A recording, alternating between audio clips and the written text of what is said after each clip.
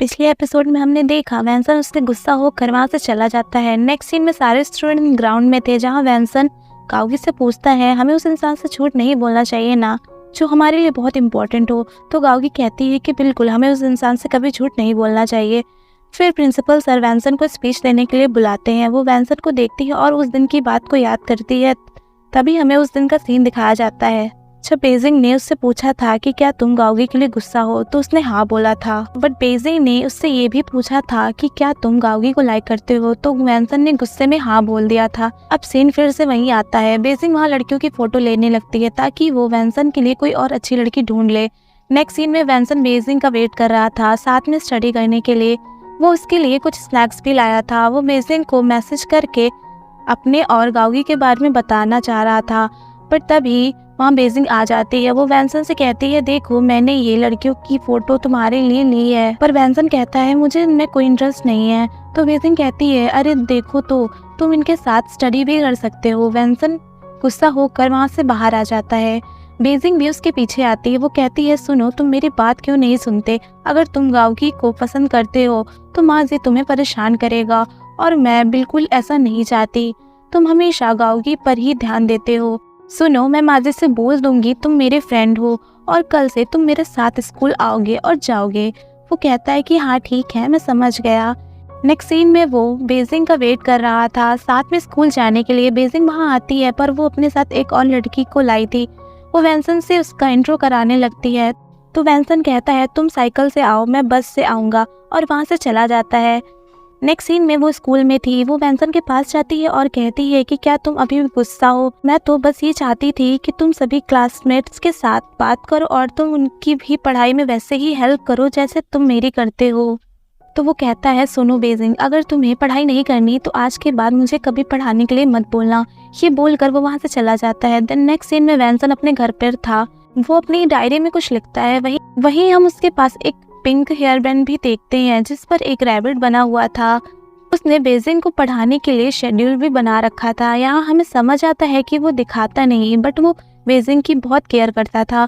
फिर next day school में वैंसन की क्लास की विंडो का शीशा किसी ने तोड़ दिया था और इसका सारा इल्जाम चाओयांग पर जाता है क्योंकि किसी ने उसे वहाँ देखा था। वो सब जाकर चाओयांग को बातें सुनाने लगते हैं पर बेजिंग वहाँ आती है और चाओयांग का साइड ले। वो कहती है चाओयांग ने ऐसा कुछ नहीं किया है और तुम लोगों को यकीन नहीं है तो ठीक है, जब तक असली कल्प्रिट नहीं पकड़ा जाता हम क्लास एक्सचेंज कर लेते हैं। वैंसन भी वहाँ था। बेजिंग सोचती है वैंसन उसका साइड ले बट वैंसन वहाँ कुछ नहीं बोलता। फिर बेजिंग अपनी क्लास में जाती है और सबको सारी बातें बताती है और हेल्प करने के लिए बोलती बट कोई उसकी साइड नहीं आता। पर तभी जानियो बोलता है कि ठीक है मैं तुम्हारे साइड हूँ, जिसके बाद पूरी क्लास मान जाती है। फिर वो सब सेक्शन 1 में आते हैं। बेजिंग वैंसन से गुस्सा थी। वो उससे कहती है तुम मुझे नहीं पढ़ाना चाहते तो ठीक है पर मैं टॉप 50 में आकर ही रहूंगी।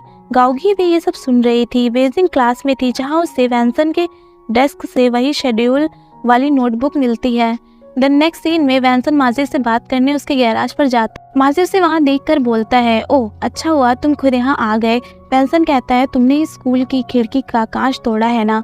तो माजी कहता है तुम ऐसे ही कुछ भी नहीं बोल सकते, समझे ना।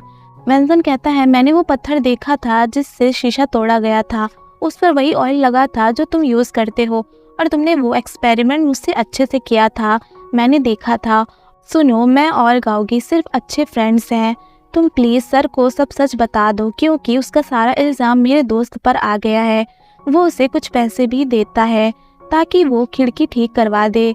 तभी वहाँ बेजिंग आ जाती है। वो वैंसन के सामने खड़ी हो जाती है। वो माजी से कहती है मैंने तुमसे बोला था ना कि वैंसन सिर्फ मेरा है, तुम इसे परेशान करना क्यों नहीं बंद करते। माजी वैंसन से कहता है तुम अपने पैसे वापस ले लो, मैंने गलती की है, मैं ही ठीक करूँगा। फिर वो दोनों वहाँ से आ जाते हैं। बेजिंग वैंसन से कहती है तुम खुद को बहुत स्मार्ट समझते हो ना, तुम्हें मेरी कोई बात समझ नहीं आती ना। मैंने तुमसे बोला है ना कि उससे दूर रहा करो पर तुम मेरी कोई बात नहीं सुनते।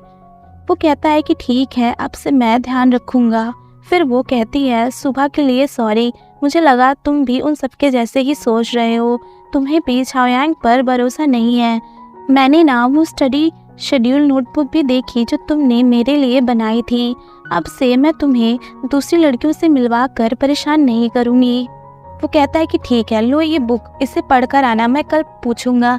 नेक्स्ट डे वो दोनों साथ में पढ़ाई कर रहे थे। वैनसन उससे कहता है, बेजिंग मुझे तुम्हें अपने और गाओगी के बारे में कुछ बताना है। तभी वहाँ गाओगी आ जाती है। वो वैनसन से कहती है, तुम मेरे साथ चलो, अब से तुम्हारा सारा टाइम मेरा है। वैनसन को कुछ समझ नहीं आता। बेजिंग कहती है, अच्छा अब से मैं तुम दोनों के बीच नहीं आऊँगी, पर मैं वैनसन को प्रोटेक्ट ज़रूर करूँगी।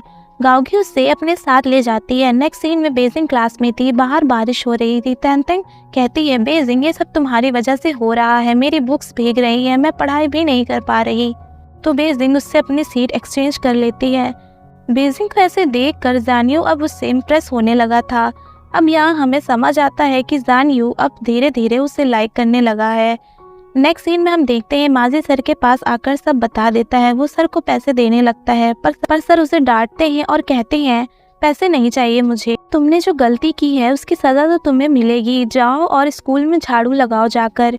वो झाड़ू लगा रहा था। वैनसन उसके पास आता है, वो उसकी हेल्प करने लगता है। तो माजी कहता है, तुम रहने दो, ये मेरी गलती थी, मैं ही करूँगा। फिर हम बेजिंग को देखते हैं, वो क्लास में थी। सर क्लास में आते हैं और कहते हैं असली कल्प्रिट मिल गया है और छायांग ने शीशा नहीं तोड़ा था। ये सुनकर वो दोनों खुश हो जाते हैं। फिर स्कूल की छुट्टी के बाद छायांग बेजिंग से कहता है, चलो साथ में कुछ खाने चलते हैं, हम जानियो को भी बुला लेते हैं, उसने भी हमारी हेल्प की थी। तो बेजिंग कहती है, तुम चले जाओ उसके साथ, मुझे वैनसन के साथ पढ़ाई करनी है।